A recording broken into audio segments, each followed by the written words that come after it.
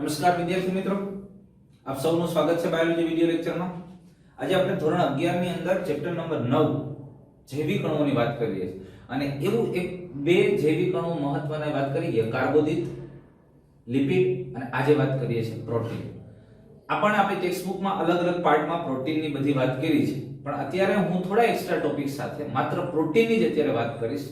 હવે પ્રોટીનનું આણ્વિક બંધારણની વાત કરીએ તો પ્રોટીન છે એ પ્રાથમિક, દ્વિતીયક, તૃતીયક, ચતુર્થક આવા 4 પ્રકારના બંધારણ ધરાવે અને પ્રાથમિક બંધારણ એને પ્રાઇમરી સ્ટ્રક્ચર કહેવામાં આવે છે.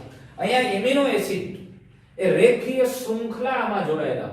હવે તમે સમજી લો, પ્રોટીન છે એટલે એમિનો એસિડનું બનેલું પોલિમર છે. એટલે એમિનો એસિડ છે, એમિનો એસિડ એક રેખામાં સીધી લિનિયર રીતે જોડાયેલા. આ દરેક એમિનો એસિડ એકબીજા સાથે પેપ્ટાઇડ બંધથી જોડાય અને એક શૃંખલા કે એક શ્રેણીનું નિર્માણ કરે છે. તે પ્રાથમિક પ્રોટીન છે. આ એમિનો એસિડ એક સીધી પ્રાથમિક પ્રોટીન એટલે એક રેખીય સ્વરૂપમાં શૃંખલાનું નિર્માણ કરે છે. પોલીપેપ્ટાઇડ શૃંખલા વિવિધ પ્રકારના એમિનો એસિડ એકબીજા સાથે પેપ્ટાઇડ બંધથી જોડાય અને એક સળંગ લાંબી સીધી આમ લીટી જેવી, દોરી જેવી એક રેખા બનાવે છે. એ પ્રાથમિક બંધારણ છે. આ પ્રોટીનનું પ્રાથમિક બંધારણ. અને આ પ્રકારની રચના એ સૌથી સરળ રચના છે અને સૌથી વધુ અસ્થાયી હોય છે. અસ્થાયી છે. પ્રોટીનનું પ્રાથમિક બંધારણ એ વધુ અસ્થાયી હોય છે. અને રિબોસોમ્સ પર નવા જે બનેલા પ્રોટીન છે આ પ્રકારની, કારણ કે સૌ પ્રથમ પ્રોટીનનું નિર્માણ થાય એ રિબોસોમ ઉપર થાય અને સાવ શરૂઆતમાં બનતું પ્રોટીન એ પ્રાથમિક બંધારણ ધરાવતું હોય. અને એટલે રિબોસોમ ઉપર જે નવા બનતા પ્રોટીન છે અથવા તો નવા જ બનેલા પ્રોટીન છે એ પ્રાથમિક બંધારણ ધરાવતા. પછી એના બંધારણમાં ફેરફાર થાય, દ્વિતીયક, તૃતીયક કે ચતુર્થકી બંધારણ થાય.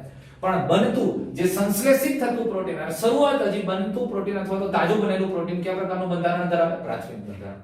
અને એટલે કીધું છે રિબોસોમ ઉપર નવા સર્જાયેલા બનેલા પ્રોટીન છે એ પ્રાથમિક પ્રકારની રચના ધરાવે છે. હવે એટલે એક વસ્તુ ક્લિયર, એ પ્રાથમિક બંધારણની અંદર એક પ્રોટીન છે, એ પ્રોટીનની પોલીપેપ્ટાઇડ શૃંખલા આમ સીધી દોરી જેવી લીટીમાં હોય. દ્વિતીયક બંધારણ, અને આ રચનામાં પ્રોટીનના અણુ કાં તો કુંતલાકારે વળેલા હોય અથવા તો આમ ઝીગઝગ ગોઠવાયેલા હોય છે. અને દ્વિતીયક બંધારણમાં પેપ્ટાઇડ બંધ ઉપરાંત એમિનો એસિડમાં હાઇડ્રોજન બંધ વડે જોડાયેલા હોય. એક એમાઇડ સમૂહના ઓક્સિજન બીજા એમાઇડ સમૂહના હાઇડ્રોજન વચ્ચે જોડાય છે.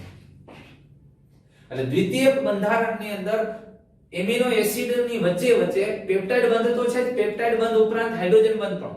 પ્રાથમિક બંધારણમાં દરેક એમિનો એસિડ, જોજો આ પ્રાથમિક બંધારણ, એમાં દરેક એમિનો એસિડ એકબીજા સાથે માત્ર ને માત્ર પેપ્ટાઇડ બંધથી જોડાયેલા છે. દ્વિતીયક બંધારણમાં માનો કે આ એમિનો એસિડ પેપ્ટાઇડ બંધ જ છે, પણ આ એમિનો એસિડ છે એના એમાઇડ સમૂહમાં ક્યાંક વચ્ચે હાઇડ્રોજન બંધ હોય. આમની વચ્ચે હાઇડ્રોજન બંધ હોય અને આ પ્રકારના વધારાના બીજા બંધ જોવા મળે, હાઇડ્રોજન બંધ. પેપ્ટાઇડ બંધ ઉપરાંત હાઇડ્રોજન બંધ જોવા મળે દ્વિતીયક બંધારણ. અને આ પ્રોટીનની જે લિનિયર સીધી રેખા હતી, હવે સીધી રેખા સ્વરૂપે ન હોય. દ્વિતીયક બંધારણમાં પ્રોટીન છે એ પ્રોટીન કાં તો આમ કુંતલાકાર રીતે ગોઠવાયેલા છે અને કાં તો આ પ્રોટીન છે આમ ઝીગઝગ ગોઠવાયેલા છે. પ્રાથમિક બંધારણમાં પ્રોટીન પોલીપેપ્ટાઇડ શૃંખલા અથવા એમિનો એસિડની શૃંખલાની સાંકળ સીધી લીટીમાં, બરોબર, આવી રીતે લિનિયર. પણ દ્વિતીયક બંધારણમાં કાંઈ કુંતલાકાર હોય, કાં બીટા સીટેડ હોય. અને એટલે એમિનો એસિડ જ્યાં નજીક આવે ત્યાં બે એમિનો એસિડના એમાઇડ સમૂહ વચ્ચે હાઇડ્રોજન બંધ બને. સમજમાં આવે છે? આવી રચના આવેલી છે. હવે આ રચના આપણે બે પ્રકારે મેં કીધું એ પ્રમાણે કુંતલાકાર અને અથવા તો બીટા સીટેડ પ્લેટ.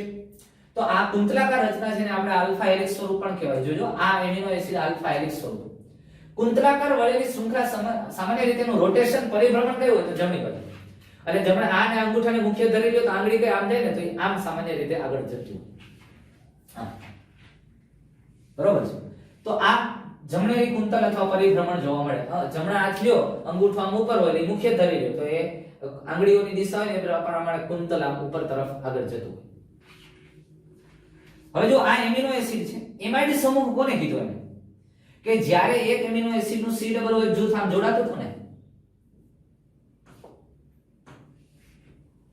આનું C ડબલ O જૂથ, અહીંયા તો તમને ખબર જ છે કે આ એમિનો જૂથ, અહીંયા હાઇડ્રોજન ને R, આ બીજા એમિનો એસિડ નું એક આવી રીતે હોય ને,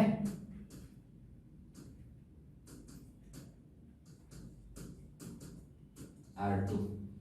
આ તો આખી લાંબી સાંકળ છે. આપણે જેને પેપ્ટાઇડ બંધ જેના દ્વારા બનતો હતા ને, એ સમૂહ, આ જે ભાગ છે ને, આને એમાઇડ જૂથ કહેવાય, આને એમાઇડ સમૂહ કહેવાય. હવે આ એમાઇડ સમૂહ છે ને એકબીજાના સામસામે આવે. હવે બીજી શૃંખલા અહીંથી પસાર થતી હોય તો જો આની પાસે આંશિક વીજભાર ઓક્સિજન, એટલે આ ઓક્સિજન છે ને એ ઓલી બાજુ બીજા જે આવો એમાઇડ જૂથ છે એના નાઇટ્રોજનના હાઇડ્રોજન તરફ આકર્ષાય. જો આ C+O નો ઓક્સિજન અને આ જે એમાઇડ જૂથ હતું એનું નાઇટ્રોજન, આનો આ એમિનો જૂથનો હાઇડ્રોજન અને આના કાર્બોક્સિલિક સમૂહ આજે આની સાથે બંધ બનાવેલો હતો એનો ઓક્સિજન વચ્ચે એક આકર્ષણ થાય. આંશિક વીજભાર હોય, ઓક્સિજન પાસે આંશિક ઋણ વીજભાર હોય અને હાઇડ્રોજન પાસે આંશિક ધન વીજભાર હોય અને એને કારણે બે વચ્ચે એક આકર્ષણ થઈને જે બંધ બને એને હાઇડ્રોજન બંધ કહેવાય, હાઇડ્રોજન બોન્ડ કહેવામાં આવે. અને આવો બંધ થાય છે. તો આ આલ્ફા હેલિક્સ શૃંખલા આમ ગોઠવાયેલી આ એમાં જે એમિનો એસિડ નજીક નજીક આવે તો એના એમાઇડ સમૂહ છે, એમાઇડ સમૂહના ઓક્સિજન અને હાઇડ્રોજન વચ્ચે નબળા હાઇડ્રોજન બંધ બને છે. સમજમાં આવે? તો આલ્ફા હેલિક્સ કુંતલાકાર વળેલી શૃંખલા છે. જમણી બાજુનું રોટેશન જોવા મળે છે જે લગભગ એમાં 312 એમિનો એસિડ દરેક કુંતલ પર આવેલા હોય અને આ રચના અંત આણ્વીય હાઇડ્રોજન બંધ ધરાવે છે.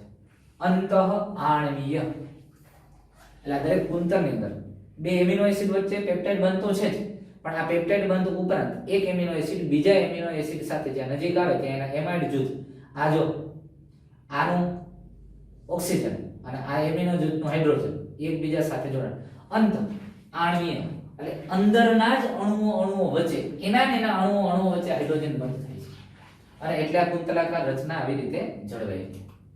અને એટલે એક જ શૃંખલાના બે એમિનો એસિડ વચ્ચે આવેલા બંધ જેને આપણે અંત આણ્વીય બંધ કહીએ છીએ. અને ઉદાહરણ તરીકે આ કેરાટીન, માયોસિન, ટ્રોપોમાયોસિન આ બધા પ્રોટીન છે. એ પ્રોટીન આવા પ્રકારનું આલ્ફા હેલિક્સ બંધારણ ધરાવે છે.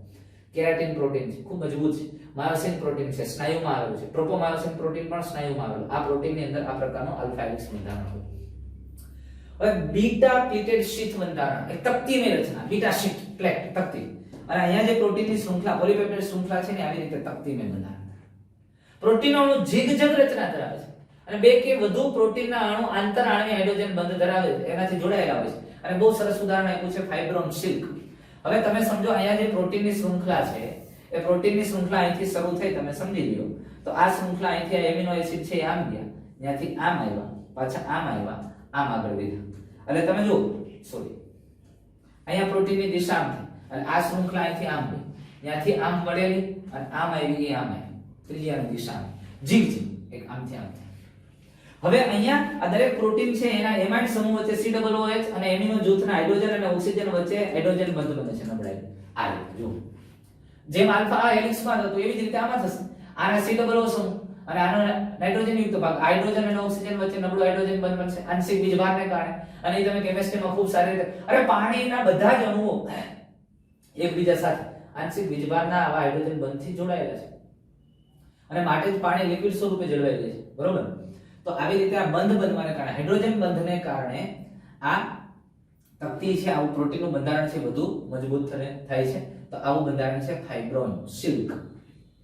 સિલ્ક ના પ્રોટીનની અંદર આ પ્રકારે બીટા સ્પ્લિટ બંધારણ એટલે દ્વિતીય બંધારણના બે પ્રકાર પડ્યા, આલ્ફા હેલિક્સ એટલે કુંતલાકાર અને બીટા પ્લેટેડ શીથ એટલે બીટા તકતીમય બંધારણ.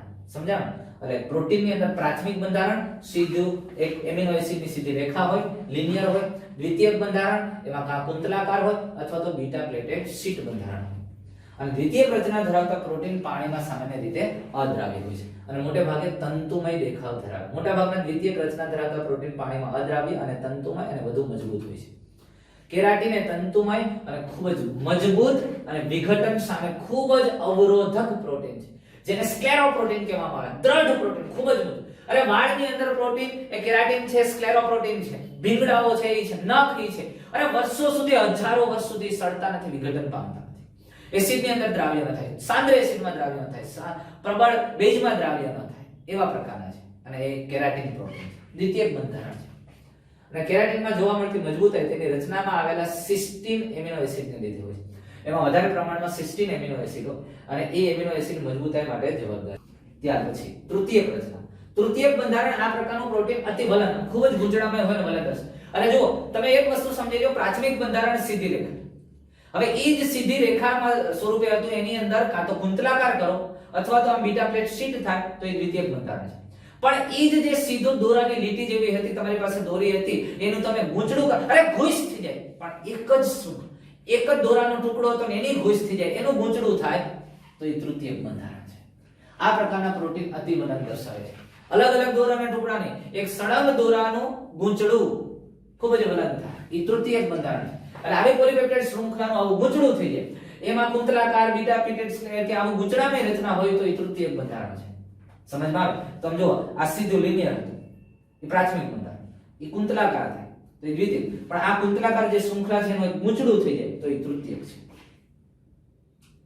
સમજે છે? અને જે દેખાવે ગોળાકાર હોય, ગોલીય હોય, એ તો દોરાનું ગૂંચળું થાય કે ગોળ નથી થઈ જતું. આપણે પતંગ ઉડાડીએ છીએ મકર સંક્રાંતિમાં અને ઘૂસ થઈ જાય છે તો એમ થઈ જાય ને ગૂંચળું ગોળ, બસ. તો આ ગ્લોબ્યુલર પ્રોટીન દેખાવે ગોલીય હોય છે. તેઓ પાણીમાં દ્રાવ્ય છે, પાણીમાં દ્રાવ્ય પણ કલિલમય દ્રાવણ, એટલે સંપૂર્ણ દ્રાવ્ય નથી, સહેજ ઘટ કલિલમય દ્રવ્ય છે. અને કલિલની વ્યાખ્યા હું અત્યારે નહીં આપું, કેમિસ્ટ્રીમાં દ્રાવણો ભણશો ત્યારે ખૂબ સારી રીતે તમે સમજો. તો આમ સામાન્ય રીતે ઘટ, આપણે ઘણી વખત ખબર તમારો રૂમ છે આમ અંધાર્યો હોય અને ક્યાંક નાની એવી તિરાડો એમાંથી પ્રકાશ આવતો હોય તો પ્રકાશનો શેડો પડતો હોય અને એમાં ધૂળના રજકણ ઉડતા હોય દેખાય, તો એવી જ રીતે કોઈ પણ દ્રાવણમાં આવા અતિ સૂક્ષ્મ કણ દેખાય તો એને કલિલ કહેવાય. તો આવા દ્રાવણને કલિલમય દ્રાવણ. તો આ પ્રોટીન સંપૂર્ણ દ્રાવ્ય નથી પણ નાના એવા કણ સ્વરૂપે હોય તો એને કલિલમય દ્રાવણ કહેવાય. તો તૃતીયક બંધારણ આમ દ્રાવ્ય છે પણ એ કલિલમય દ્રાવણ બનાવે છે. અને આ તૃતીયક બંધારણની રચનામાં જે બંધ હોય છે એની અંદર વિવિધ પ્રકારના બંધ જોવા મળે છે. એમાં પેપ્ટાઇડ બંધ, બે એમિનો એસિડ, આ એમિનો એસિડ અહીંયા છે, ધારો કે આ એમિનો એસિડ છે અહીંયા, તો એમિનો એસિડની શૃંખલામાં દરેક એમિનો એસિડ વચ્ચે મુખ્ય જે બંધ છે એ પેપ્ટાઇડ બંધ છે. આ પેપ્ટાઇડ બંધ છે અને સૌથી મજબૂત બંધ છે પેપ્ટાઇડ બંધ. પ્રોટીનમાં સૌથી મજબૂત હો, એ મગજમાં દે. હા, આ પ્રોટીનમાં સૌથી મજબૂત બંધ છે. પછી હાઇડ્રોજન બંધ વાત કરી ગયા છે. આ કોઈ પણ બે એમિનો એસિડ છે ને આર શૃંખલા અથવા સોરી હાઇડ્રોજન બંધ છે એમિનો એસિડના એમાઇડ સમૂહ છે, એમાઇડ સમૂહ એના એમિનો સમૂહ અને કાર્બોક્સિલિક સમૂહ અથવા તો આર શૃંખલાના કોઈ આવા જૂથ વચ્ચે જ્યારે હાઇડ્રોજન બંધ બને છે, ઓક્સિજન અને હાઇડ્રોજન વચ્ચે એક આકર્ષણને કારણે જે બંધ બને છે એ હાઇડ્રોજન બંધ છે. આંશિક વીજભારને કારણે જે બંધ બને છે એ હાઇડ્રોજન બંધ છે. હાઇડ્રોફોબિક બંધ, જ્યારે એની આર શૃંખલાઓ છે એની ઉપર કોઈ વીજભાર નથી ને પાણીથી અપાકર્ષણ દર્શાવે છે અને એ અપાકર્ષણ અહીંથી પાણીથી અપાકર્ષણ થઈને આ અપાકર્ષણ થઈને બે નજીક આવીને જોડાય છે, એ હાઇડ્રોફોબિક બંધ છે. આ હાઇડ્રોફોબિક બંધ છે. આ બે પાણી પ્રત્યે અપાકર્ષણ ધરાવીને ભેગી છે, હે ને? બેયના જો દુશ્મનનો દુશ્મન મિત્ર થાય ને એવું છે. આનો દુશ્મન એ પાણી છે ને આનો દુશ્મન એ પાણી છે, એટલે બે મિત્ર છે. હાઇડ્રોફોબિક, અને એટલે બે વચ્ચે આકર્ષણ છે, હાઇડ્રોફોબિક છે. સાઇડ ચેઇન ધરાવતા એમિનો એસિડ વચ્ચે જોવા મળે છે. કીધું ને કે જે આર શૃંખલામાં આવી ચેઇન ધરાવીને એની વચ્ચે જોવા મળે છે હાઇડ્રોફોબિક બંધ છે. એરોમેટિક એમિનો એસિડમાં પણ આવું વધારે જોવા મળે છે. ડાયસલ્ફાઇડ બંધ, જે સલ્ફર જૂથ ધરાવે છે, સિસ્ટીન છે, મિથિયોનિન છે, સિસ્ટાઇન છે, આવા એમિનો એસિડ છે એમની વચ્ચે બંધ આવેલો ડાયસલ્ફાઇડ બંધ છે. આ બંધ બન્યો કયો બન્યો? ડાયસલ્ફાઇડ. અને આ પ્રકારનો બીજા નંબરનો સૌથી મજબૂત બંધ છે. જોયું? સૌથી મજબૂત બંધ પેપ્ટાઇડ અને એના પછી કોઈ મજબૂત બંધ હોય તો એ ડાયસલ્ફાઇડ. એટલે જે પ્રોટીનના તૃતીયક બંધારણને સ્થાયિત્વ આપતો કોઈ બંધ હોય તો એ ડાયસલ્ફાઇડ. આયોનિક બંધ, આયનીકરણને કારણે સર્જાય. પ્રોટીનના અણુના વિરુદ્ધ છેડાઓ, એક બાજુ ધન વીજભાર છે વચ્ચે અને એક બાજુ ઋણ છે, તો આવા ઘટકો વચ્ચે જ્યારે સામાન્ય રીતે આયનીકરણ બંધ છે, પ્રોટીનના અણુના બે વિરુદ્ધ છેડા વચ્ચે ઇલેક્ટ્રોસ્ટેટિક આકર્ષણના પરિણામે જોવા મળે છે. ધન અને ઋણ વીજભારને કારણે, અથવા એમિનો એસિડની અંદર પણ આવું થાય, ધન અને ઋણ વીજભાર, સ્પષ્ટ ધન અને ઋણ થાય અને એની વચ્ચે આકર્ષણ થાય. તો આવા પ્રકારે જે બંધ બને છે આયોનિક બંધ છે. કોષરસમાં આવેલા મોટા ભાગના પ્રોટીન તથા ઉત્સેચકો તૃતીયક રચના ધરાવે. ખૂબ અગત્યની વાત કરી. કોષરસમાં આવેલા મોટા ભાગના પ્રોટીન અને સમગ્ર પ્રક્રિયાઓનું નિયંત્રણ માટે જે ઉપયોગી છે ઉત્સેચકો, એટલે એ પ્રોટીન જ બનેલા હોય. પણ આ કોષરસની અંદર મોટા ભાગના ઉપયોગી પ્રોટીન અથવા તો ઉત્સેચકો એ તૃતીયક રચના ધરાવે. બધા ઉત્સેચકો પ્રોટીનના બનેલા છે. અને જે ઉત્સેચક સ્વરૂપે આવેલું છે એ પ્રોટીન કયો પ્રકારનું બંધારણ ધરાવે? તૃતીયક રચના ધરાવે છે. ચતુર્થકી બંધારણ. ચતુર્થકી બંધારણ, તૃતીયક બંધારણ કોને કીધું? એક શૃંખલા છે, એ શૃંખલા ગૂંચળું વળી જાય તો તૃતીયક. જો એક શૃંખલા સીધી હોય તો પ્રાથમિક, એ કુંતલાકાર અથવા તો આમ વળેલી ઝિગઝેગ હોય તો દ્વિતીયક, જો એક જ શૃંખલાનું ગૂંચળું થઈ જાય તો તૃતીયક. પણ આવી એકથી વધારે શૃંખલાઓ ભેગી થઈને ગૂંચળું થાય, એક શૃંખલા બીજી શૃંખલા, અરે તમારું એક દોરાના ટુકડાનું ઘૂંસ થઈ ગઈ, બીજા દોરાના ટુકડાની ઘૂંસ, અરે આ બધી અલગ અલગ ટુકડા દોરાના ટુકડાઓની ઘૂંસ એક થઈ જાય, ગૂંચવણ એક થઈ જાય. તો એ ચતુર્થક બંધારણ છે.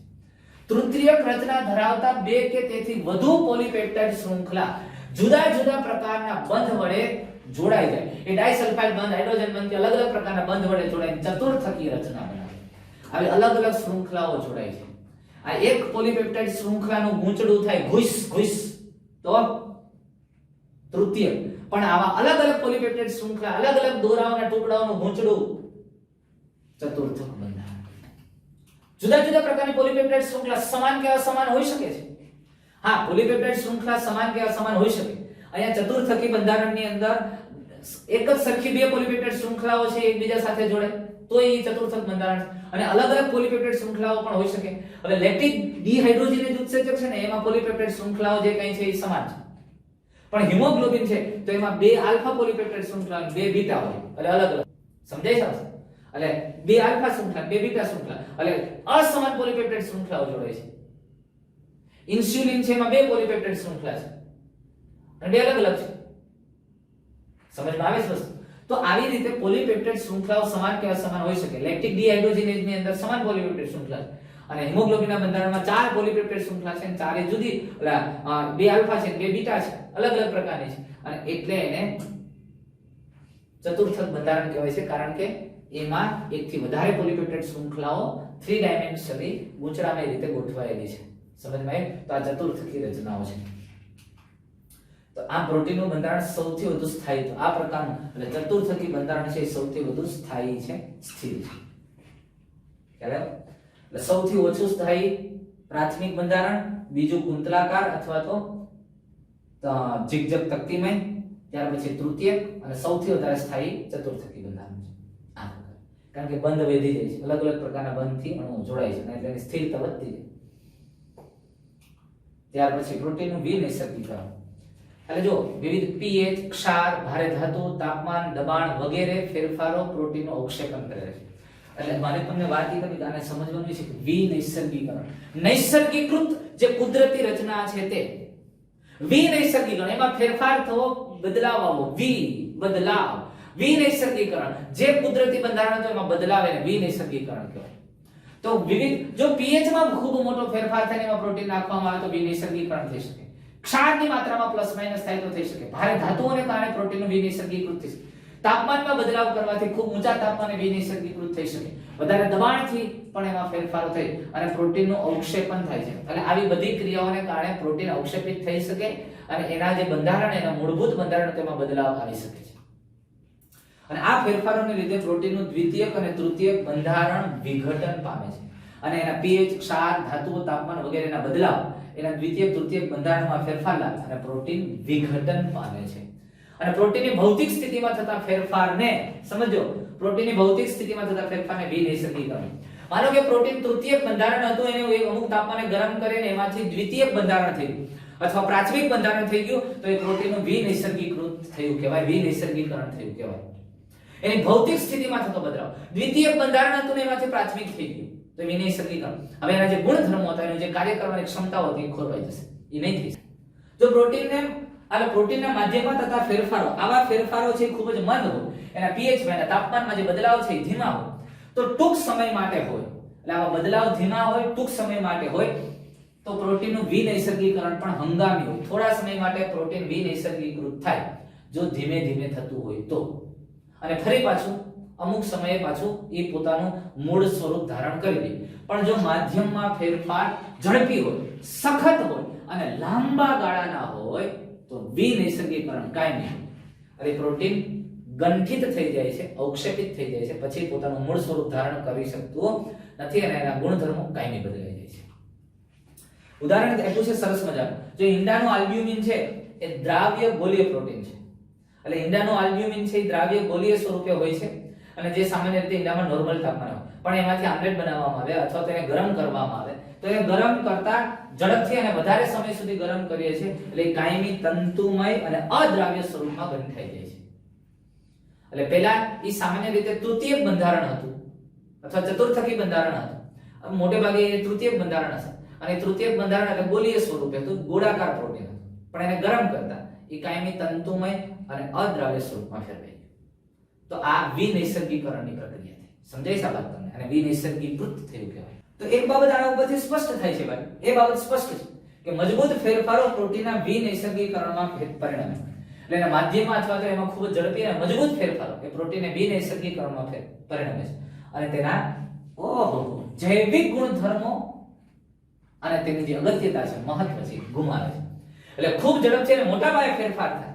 હવે એ જ વસ્તુ આપણા શરીરમાં પણ થાય. આપણને જ્યારે કોઈ પણ વસ્તુ ગરમ વસ્તુ, ખૂબ ગરમ વસ્તુ અડી જાય છે આપણા કોષને માધ્યમમાં, ચામડીમાં, એટલે એના કોષરસ પટલ લિપિડ કે એમાં આવા ફેરફારો થાય, એમાં રહેલા પ્રોટીનની અંદર ઝડપથી બદલાવ થાય અને કોષોની અંદર પણ એ બદલાવ આવી જાય.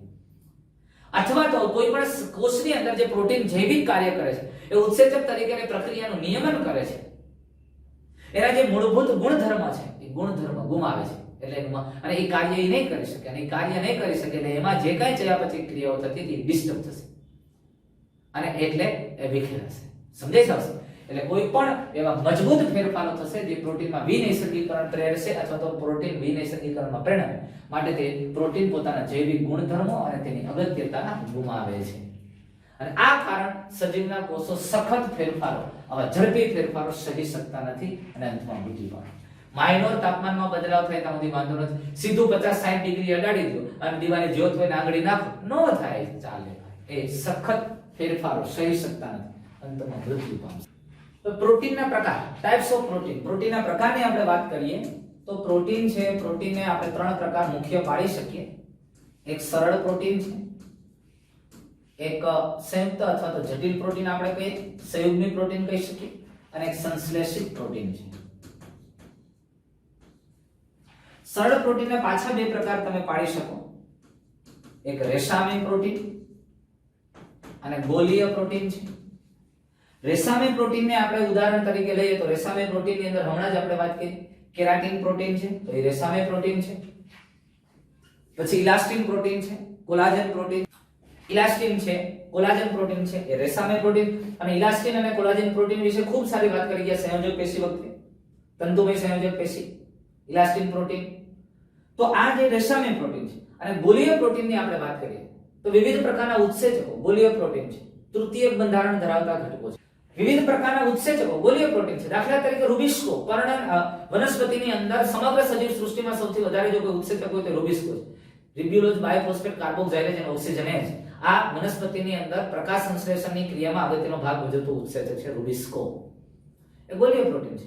આલ્બ્યુમિન, ઈંડાની જરદીમાં આવેલું આલ્બ્યુમિન, ગાયના દૂધની અંદર આલ્ફા લેક્ટા આલ્બ્યુમિન આવેલું હોય છે, ચેતાતંત્રના વિકાસ માટે આવશ્યક છે. પછી આપણા રુધિરની અંદર પણ આલ્બ્યુમિન પ્રોટીન રુધિર રસની અંદર આવેલું હોય, જે આપણા રુધિરની ખાસ કરીને આશ્રુતિની એની પ્રક્રિયાઓને જાળવી રાખવા માટે અગત્યનું છે. ઈંડાની જરદીમાં આવેલું છે આ પ્રોટીન છે.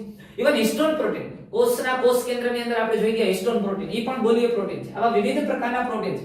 રેસામય પ્રોટીન છે, ગોલીય પ્રોટીન છે, સરળ પ્રોટીન છે. જટિલ પ્રોટીન, જટિલ પ્રોટીન કોને કહેશું? સંયુગ્મી પ્રોટીન કોને કહેશું? જે પ્રોટીનના બંધારણમાં એમિનો એસિડ ઉપરાંત કોઈ બિન પ્રોટીન ઘટક આવેલો હોય, એની સાથે જોડાયેલો હોય તો એને જટિલ પ્રોટીન કહેવાય. તો આવા જટિલ પ્રોટીનના વિવિધ પ્રકાર વિશે આપણે વાત કરીએ અને પછી સંશ્લેષિત પ્રોટીનની વાત કરશું. તો જટિલ પ્રોટીન છે એના પ્રકાર શેને આધારે આપણે પાડશું? તો જટિલ પ્રોટીન અથવા સંયુગ્મી પ્રોટીન અથવા તો સંયુક્ત પ્રોટીન, એના પ્રકાર, આ સંયુક્ત પ્રોટીનના પ્રકાર પ્રોસ્થેટિક સમૂહને આધારે, અને પ્રોટીનમાં આવેલા બિન પ્રોટીન ભાગને પ્રોસ્થેટિક સમૂહ કહેવાય. પ્રોસ્થેટિક સમૂહ એટલે તમે સમજી લ્યો કે બિન પ્રોટીન ઘટક છે. બિન પ્રોટીન ઘટક, એમિનો એસિડ સિવાયનો ઘટક છે, એને આપણે પ્રોસ્થેટિક સમૂહ કહીએ. તો પ્રોસ્થેટિક સમૂહને આધારે આ સંયુક્ત પ્રોટીનના પ્રકાર.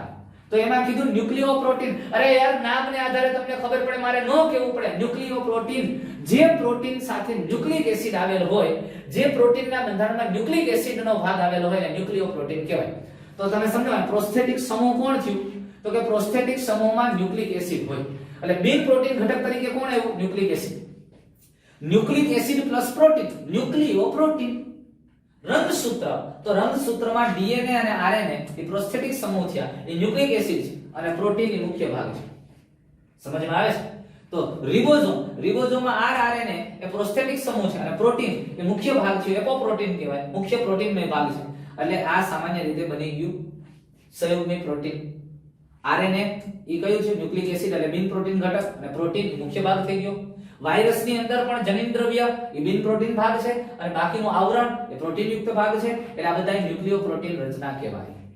એટલે પ્રોસ્થેટિક સમૂહને આધારે આ જટિલ લિપિડ અથવા તો સંયુક્ત અથવા સંયુગ્મી પ્રોટીન, જટિલ લિપિડ નહીં સોરી, જટિલ પ્રોટીન અથવા સંયુક્ત અથવા તો સંયુગ્મી પ્રોટીનના પ્રકાર આપણે કહીએ કે જે પ્રોટીન બિન પ્રોટીન ઘટક સાથે જોડાયેલું હોય એને સંયુગ્મી અથવા તો જટિલ પ્રોટીન કહેવાય. તો જે પ્રોટીન ન્યુક્લિક એસિડ સાથે જોડાઈને ન્યુક્લિયોપ્રોટીન કહેવાય, તો એ બિન પ્રોટીન ઘટક તરીકે ન્યુક્લિક એસિડ છે. અને આ એના ઉદાહરણ છે.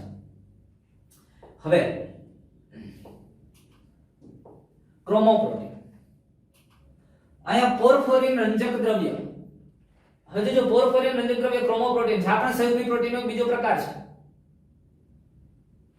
પોર્ફોરિન રંજક દ્રવ્ય તો એની અંદર બિન પ્રોટીન ઘટક તરીકે ધાતુ અને આ ઉપરાંત પોરફાયરિન ચક્ર આવેલું છે. પોરફાયરિન ચક્ર એક 4 રિંગ નાઇટ્રોજન યુક્ત બંધારણ ધરાવતી 4 આવી રિંગ આવેલી છે પોરફોરિન, અને એના દ્વારા બનતું આ ચક્ર. અને એટલે અહીંયા પ્રોસ્થેટિક સમૂહ તરીકે શું આવેલું? પ્રોસ્થેટિક સમૂહ તરીકે એક ધાતુ છે. અહીંયા કોઈ પણ હોઈ શકે, Mg અથવા તો Fe અથવા કોપર, અને એની સાથે પોરફાયરિન ચક્ર, હાઇડ્રોકાર્બનની 4 રિંગ. અને આ ધાતુ અને પોરફાયરિન ચક્ર એ પ્રોસ્થેટિક સમૂહ તરીકે આવેલ હોય છે. એટલે ક્રોમોપ્રોટીન એ પોરફોરિન રંજક દ્રવ્ય છે. જોજો ઉદાહરણ તરીકે અહીં આપ્યું છે હિમોગ્લોબિન. હિમોગ્લોબિનમાં ધાતુ તરીકે Fe આવેલ છે અને એનો રંગ લાલ હોય. સાઇટોક્રોમ ની અંદર Fe છે, એનો રંગ લાલ હોય. હિમોસાયનિન એમાં ધાતુ તરીકે કોપર આવેલું છે, રંગ વાદળી. પોરફોરિન ચક્રની વાત આપણે ડિટેલમાં કરશું કે એની અંદર 4 આમ સામાન્ય રીતે વચ્ચે Fe જેવો ઘટક હોય અને અહીંયા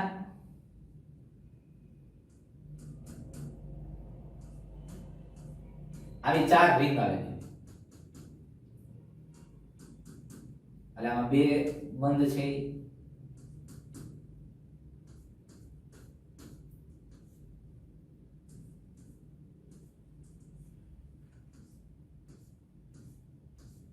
આવી 4. આ ચારે રિંગ પાછી એકબીજા સાથે હાઇડ્રોકાર્બન શૃંખલાઓ દ્વારા જોડાયેલી અને એક રિંગ માંથી બીજી હાઇડ્રોકાર્બન શૃંખલા અને એમિનો એસિડનો આખો સમૂહ આવે. આવી 4 રિંગ ધરાવે છે એટલે એ પોરફોરિન ચક્ર છે.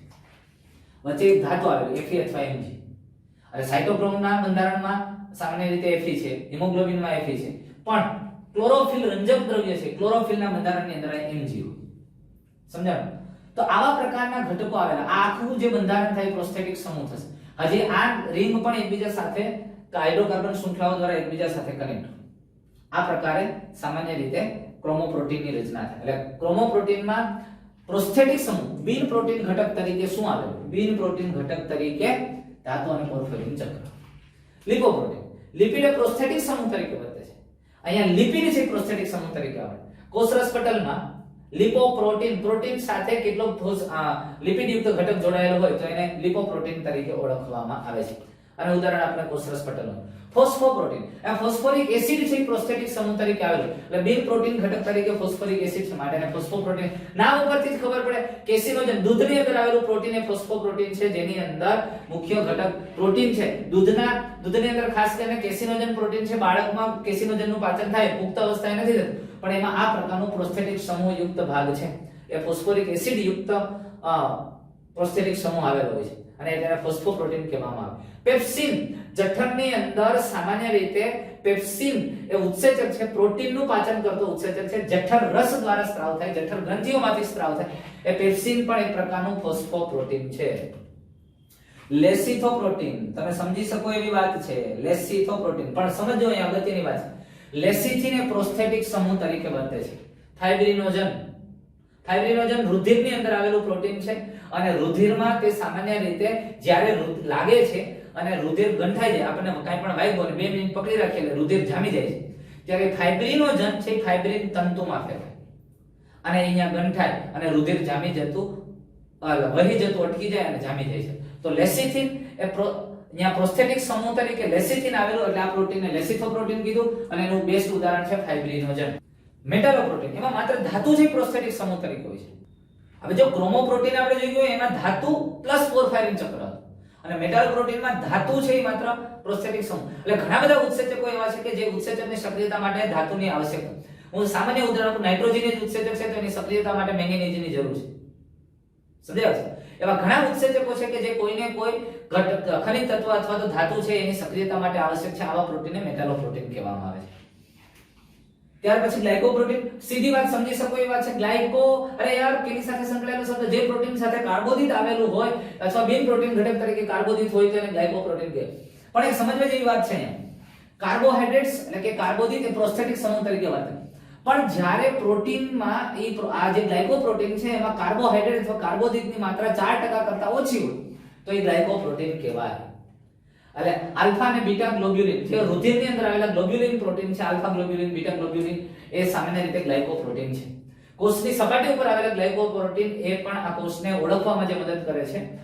તમે ભણી ગયા છો કોષરસ પટલના બંધારણ વખતે ગ્લાયકોપ્રોટીન એ આ પ્રકારનું છે. મનુષ્યના અંડકોષની સપાટી પર ફર્ટિલાઇઝિંગ ગ્લાયકોપ્રોટીન છે. ફર્ટિલાઇઝિંગ દ્રવ્ય એની જાતિના શુક્રકોષ સાથે જોડાઈ શકે એવું દ્રવ્ય છે. અંડકોષની સપાટી ઉપર, અંડકોષ છે કોષરસ પટલ ઉપર જે પ્રોટીન આવેલું છે આ ફર્ટિલાઇઝિંગ પ્રોટીન પણ ગ્લાયકોપ્રોટીન છે. અને શુક્રકોષની સપાટી ઉપર એની સાથે જોડાઈ શકે એવું એન્ટી ફર્ટિલાઇઝિંગ, તો ફર્ટિલાઇઝિંગ દ્રવ્ય છે એ જ જાતિના શુક્રકોષ એની સાથે જોડાઈ શકે કે એન્ટી ફર્ટિલાઇઝિંગ હોય એ પણ ગ્લાયકોપ્રોટીનની રચના છે, સરળ પ્રોટીન છે. ત્યાર પછી મ્યુકોપ્રોટીન, હવે સમજવા જેવી વાત છે. મ્યુકોપ્રોટીન આની સાથે પણ કાર્બોદિત છે. અહીંયા પણ પ્રોસ્થેટિક સમૂહ તરીકે કાર્બોહાઈડ્રેટ છે. જુઓ, ગ્લાયકોપ્રોટીન અને મ્યુકોપ્રોટીનમાં બેયમાં પ્રોસ્થેટિક સમૂહ કાર્બોદિત છે. પણ અહીંયા જ્યારે ગ્લાયકોપ્રોટીનમાં કાર્બોદિતની માત્રા 4% કરતા વધારે જોવા મળે ત્યારે સમજવાનું એ મ્યુકોપ્રોટીન છે અને એ જટિલ પોલિસેકેરાઇડ દ્રવ્ય હશે, જટિલ કાર્બોદિત હશે અને એટલે પ્રોટીનમાં એની માત્રા વધારે થશે. સમજમાં આવે છે? અને સરળ કાર્બોદિત જોડાયેલા હોય છે. આ બે વચ્ચે તફાવત છે. એટલે મ્યુકોપ્રોટીન એટલે જેમાં કાર્બોદિતની માત્રા એ સંયુગ્મિક પ્રોટીનમાં 4% થી વધારે હોય ત્યારે, અને બાકી ગ્લાયકોપ્રોટીનમાં 4% થી ઓછી છે. સમજમાં આવી ભાઈ વાત? હવે પ્રોટીન પર આવેલા ખાસ પ્રકારના પ્રોટીન. તો પ્રોટીનમાં આવેલા ખાસ પ્રકારના protein monomeric protein. Monomeric protein અને એક પોલીપેપ્ટાઇડ શૃંખલાનું બનેલું પ્રોટીન અને મોનોમેરિક, જેના બંધારણમાં એક જ પોલીપેપ્ટાઇડ શૃંખલા છે એ મોનોમેરિક છે. ઓલિગોમેરિક, પોલિમેરિક અથવા મલ્ટીમેરિક, જેના બંધારણમાં એ પ્રોટીન એવું છે કે જેના બંધારણમાં એક પોલીપેપ્ટાઇડ શૃંખલા, ત્યાર પછી આ બીજી પોલીપેપ્ટાઇડ શૃંખલા, ત્યાર પછી આ ત્રીજી પોલીપેપ્ટાઇડ શૃંખલા અને ત્યાર પછી આ ચોથી પોલીપેપ્ટાઇડ શૃંખલા. આવી ચારેય પ્રકાર અથવા તો અલગ અલગ પ્રકારની પોલીપેપ્ટાઇડ શૃંખલાઓ જોડાઈને એક પ્રોટીન બને તો એ ઓલિગોમેરિક, પોલિમેરિક અથવા મલ્ટીમેરિક. એક કરતા વધુ પોલીપેપ્ટાઇડ શૃંખલાનું બનેલું હોય ત્યારે. પછી ઓલિગો શબ્દ તમને ખબર છે. તો હવે કેટલાક પ્રોટીન અને તેના કાર્યો જે આપણે ટેક્સ્ટ બુકમાં આપ્યા છે ફટાફટ જોઈ નાખીએ છીએ. બાકી આપણે ટેક્સ્ટ બુક વખતે આ વધારે ડિટેલમાં ભણવાના છે. કોલાજન, યસ તમને ખબર જ હોય, આંતરકોષીય આધારક દ્રવ્ય. યાદ કરો, સંયોજક પેશીની અંદર કોષોની વચ્ચે આવેલું આધારક દ્રવ્ય કોલાજન. ટ્રિપ્સિન ઉત્સેચક તરીકે છે, પાચક ઉત્સેચક છે. આંતરડાની અંદર આવેલું પક્વાશયમાં ટ્રિપ્સિન ઉત્સેચક સ્વાદુપિંડ દ્વારા સ્ત્રાવ થાય છે. ઇન્સ્યુલિન અંતઃસ્ત્રાવ છે, એ પણ સ્વાદુપિંડ દ્વારા સ્ત્રાવ પામતો અંતઃસ્ત્રાવ છે. તમને ખબર ઇન્સ્યુલિનની ઉણપથી ડાયાબિટીસ થાય છે. વધારે ડિટેલમાં અત્યારે વાત નથી કરતા. એમાં એન્ટીબોડી રોગકારકો સામે લડે છે. એન્ટીબોડી પ્રોટીન યાદ કરો, પ્રતિદ્રવ્ય, યસ ખબર જ હોય બધાને, ચેપકારકો સામે લડે છે. રિસેપ્ટર, કોષરસ પટલ ઉપર આવેલું પ્રોટીન જે કોષને ઓળખવા માટે, જેને રિસેપ્ટર અથવા ગ્રાહી અણુ કહેવાય અથવા સંવેદી ગ્રહણ, ગંધ, સ્વાદ વગેરે જેવા ઘટકોને ઓળખવા માટે પણ હોય છે. આને રિસેપ્ટર કહેવામાં આવે છે. અંતઃસ્ત્રાવો છે તો એ ચોક્કસ અંતઃસ્ત્રાવ સ્ત્રાવ એક જગ્યાએ થઈને બીજી જગ્યાએ અસર કરે તો કોના દ્વારા અહીંયા ઓળખાય છે? રિસેપ્ટર દ્વારા. અને દરેક ઘટકને ઓળખવા માટેનું કોષરસ પટલ ઉપર એની સપાટી ઉપર આવેલા વિશિષ્ટ પ્રોટીન ઘટકો જેને રિસેપ્ટર કહેવાય અથવા ગુજરાતીમાં ગ્રાહી અણુ કહેવાય. એટલે એને સંવેદી ગ્રહણ, ગંધ, સ્વાદ, અંતઃસ્ત્રાવ વગેરેને ઓળખવા માટે, પારખવા માટે. અને ગ્લુટફોર, આ ગ્લુટફોર એ પ્રોટીન ઘટક છે પણ જે ગ્લુકોઝના વહન સાથે સંકળાયેલ છે એટલે એને ગ્લુટફોર કહેવામાં આવે છે. અને જે કોષરસ પટલના બંધારણમાં, કોષરસ પટલમાં આવેલ હોય છે જે ગ્લુકોઝના વહન સાથે. સમજાયું? તો આ ગ્લુટફોર એ ગ્લુકોઝના વહનને પ્રેરે છે. તો આ કેટલાક પ્રોટીન છે એના કાર્યો આપ્યા છે. હવે કેટલાક મહત્વના બે વાત કરી નાખી આપણે. પ્રોટીન એ ફક્ત જમણેરી કુંતલ ધરાવે છે, એટલે જમણી બાજુ જેના કુંતલ હોય છે, ડાબેરી નથી હોતા. એમિનો એસિડ આપણે ડીએનએ ના બંધારણમાં કુંતલની શૃંખલાઓ જોઈ લે, જમણેરી ડાબેરી બે, પણ અહીંયા ફક્ત જમણેરી કુંતલ ધરાવે.